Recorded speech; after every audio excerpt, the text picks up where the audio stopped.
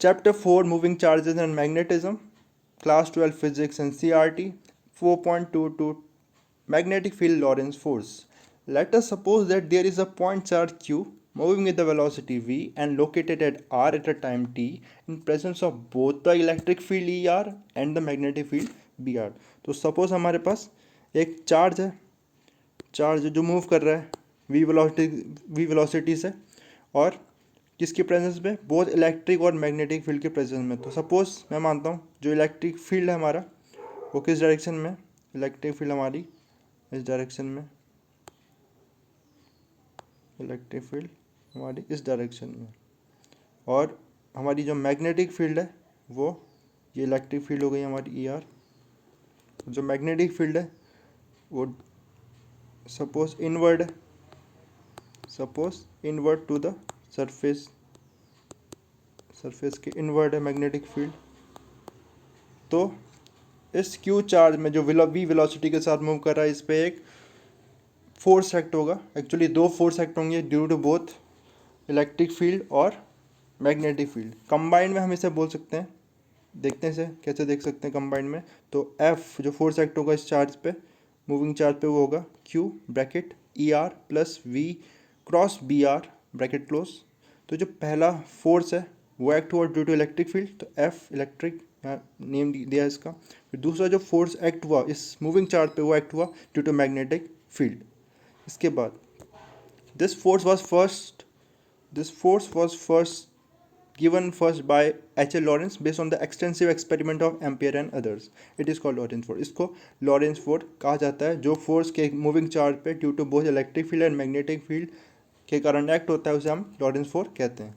You have already studied in detail the force due to electric field. If we look at interaction with the magnetic field, we find the following feature. तो electric field के कारण जो force act होता है एक charge में उसको हम पहले चैप्टर में देख चुके हैं। अब हम देखेंगे मैग्नेटिक फील्ड के कारण जो फोर्स एक्ट होता है। तो पहला पॉइंट है, it depends on QVB, charge of the particle, velocity and the magnetic field.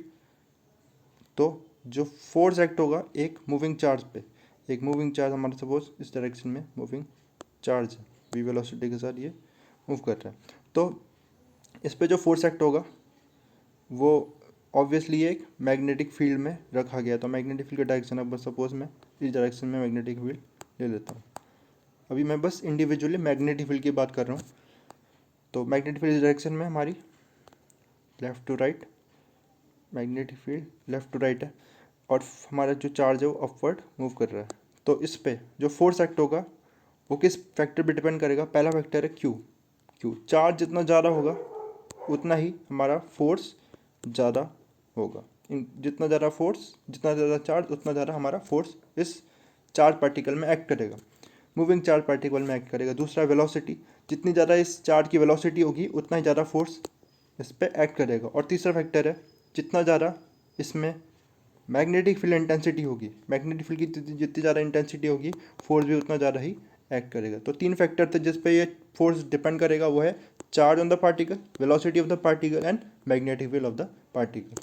दूसरा पॉइंट है कि force on a negative charge is opposite to that on a positive charge, और नेगेटिव चार्ज में जितना फोर्स लगेगा वो opposite होगा, उसकी डायरेक्शन जो है ऑपोजिट होगी। सपोज फोर्स की डायरेक्शन एक चार्ज के लिए, जैसे कि इसी चार्ज के लिए फोर्स की डायरेक्शन ये पॉजिटिव चार्ज था, फोर्स की डायरेक्शन सपोज इनवर्ड आती है, ये इनवर्ड फोर्स की डायरेक्शन हमें ऑब्टेन हुई जब मैग्नेटिक फील्ड में से रखा गया।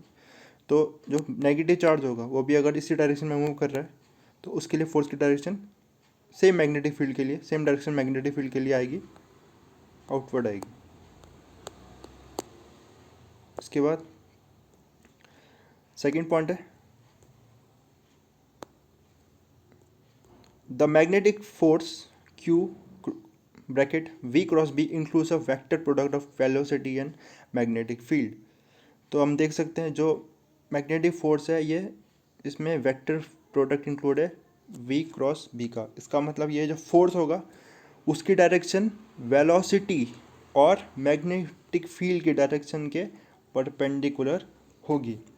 तो जो वेलोसिटी और मैग्नेटिक फील्ड के डायरेक्शन के परपेंडिकुलर होगी। तो अगर सपोज फोर्स हमारा जो चार्ज इस डायरेक्शन में मूव कर रहा है और हमारा जो मैग्नेटिक फील्ड है वो इस डायरेक्शन में, तो ये v हो गया, ये b हो गया। तो जो फोर्स की डायरेक्शन होगी वो होगी, फोर्स की डायरेक्शन अपवर्ड होगी, ऊपर की तरफ होगी। अभी हम देखेंगे कैसे हम इसको फाइंड आउट कर सकते हैं बस लेकिन यहाँ के हम देख सकते हैं जो फोर्स है बोथ वेलोसिटी वेक्टर और मैग्नेटिक फील्ड के दोनों के ही परपेंडिकुलर है। तो ये वेक्टर प्रोडक्ट से ये सिग्निफिकेंस इसका निकल के आया। डायरेक्शन अभी हम आगे देखते हैं कि डायरेक्शन कैसे फाइंड आउट कर सकते हैं। The vector product makes the force due to magnetic field vanish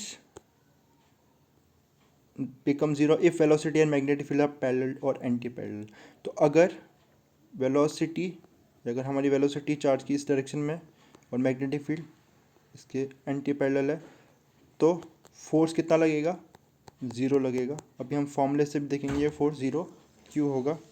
उसके बाद अगर फोर्स हमारी वेलोसिटी इस डायरेक्शन में ही है और फोर्स मैग्नेटिक फील्ड भी इसी डायरेक्शन में इसके पैरेलल है तो जो फोर्स होगा अगेन तब भी ज़ीरो एक्ट करेगा।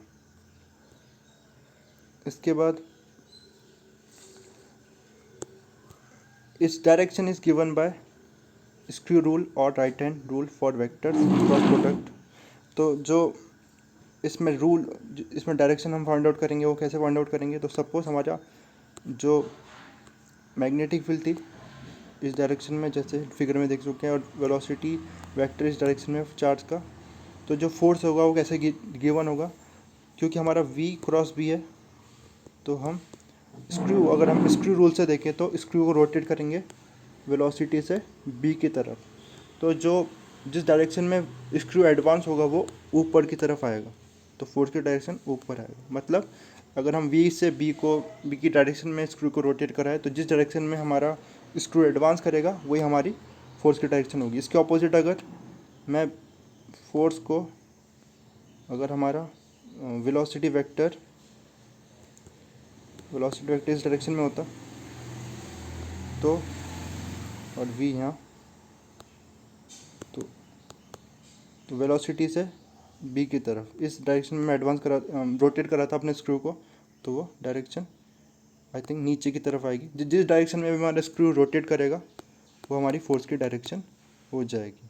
तो इस डायरेक्शन में जब इस तरफ रोटेट कराया हमने, यानी क्लॉकवाइज रोटेट कराया, तो वो डाउनवर्ड जाएगा फोर्स, और जब एंटी क्लॉकवाइज रोटेट कराया तो फोर्स की डायरेक्शन अपवर्ड होगी।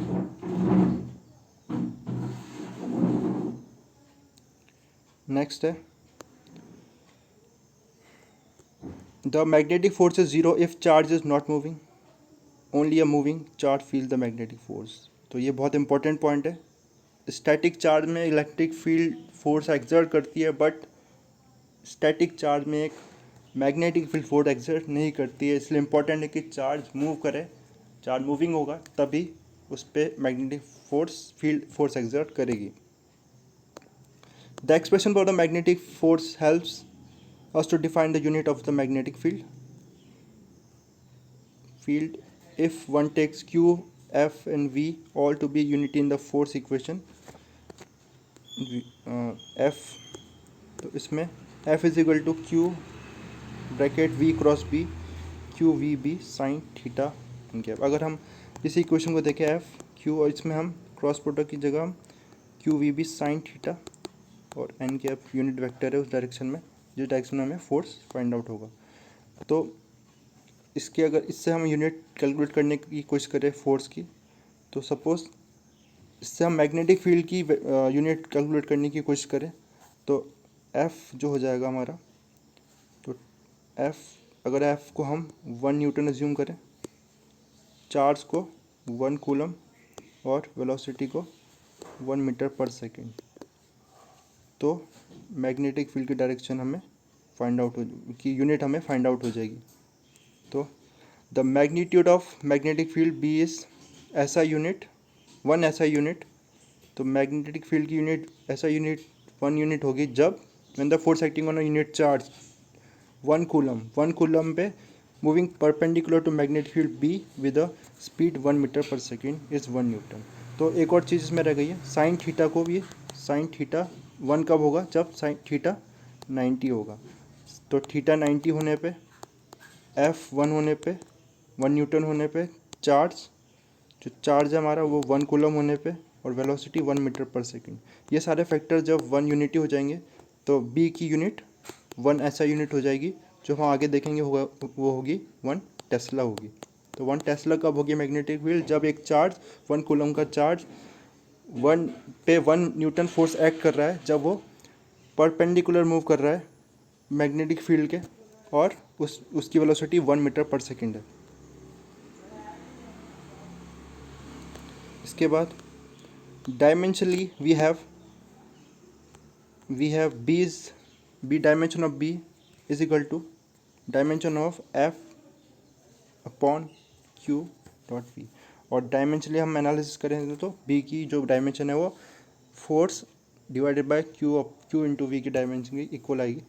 तो डायमेंशन अगर इसकी देखें हम, तो फोर्स की डायमेंशन होती है, फोर्स की डायमेंशन mlt, फोर्स की डायमेंशन mlt -2। चार्ज की डायमेंशन, अब चार्ज होता क्या है, चार्ज होता है I इंटू टी। आई की डायमेंशन एम्पियर है, टाइम की डायमेंशन टी है, तो यहाँ AT आ गया। और वेलोसिटी होती है LT-1। तो इसकी डायमेंशन हमें फाइंड आउट हो जाएगी यहाँ से। तो L कैंसिल हुआ, और यहाँ से T आ गया यहाँ पर -2a। ये डायमेंशन हमारी आ जाएगी L0। तो ये मैग्नेटिक फील्ड की डायमेंशन आ जाएगी। और यूनिट जो आ जाएगी, अब हमें फिर से पता है कि फोर्स की यूनिट होती है न्यूटन, चार्ज की यूनिट कूलम, एंड वेलोसिटी की मीटर पर सेकेंड। तो जो मैग्नेटिक फील्ड की यूनिट है वो आ जाएगी न्यूटन सेकेंड पर कूलम मीटर। तो ये हमारी मैग्नेटिक फील्ड की यूनिट आ जाएगी। और ऐसा यूनिट में ये यूनिट होती है टेस्ला। तो टेस्ला इक्वल है 1 टेस्ला इक्वल है 1 न्यूटन सेकेंड पर कूलम मीटर। इसके बाद Tesla is a rather larger unit, a small unit called Gauss is often use. तो गॉस को यूज़ करते हैं, 1 गॉस किसके इक्वल कितना होगा, 10⁻⁴ टेस्ला के इक्वल होगा। The earth magnetic field is about 3.6 into 10⁻⁵ Tesla. तो अर्थ की मैग्नेटिक फील्ड इतनी है। तो और भी यूनिट दी गई है, जैसे कि surface of a Newton star, उसमें मैग्नेटिक फील्ड है 10⁸ Tesla. Typical large field in a laboratory 1 Tesla है। लार्ज फील्ड अगर हमने क्रिएट किया एक लेबोरेटरी में। उसके बाद near a small bar magnet 10⁻⁻² Tesla, on earth surface 10⁻⁵ Tesla, human nerve fibre 10⁻⁻10 Tesla, और इंटरस्टेलर स्पेस 10⁻⁻12। तो एक कंपैरिजन है यहाँ पर different magnetic field Newton star से लेकर इंटरस्टेलर स्पेस तक।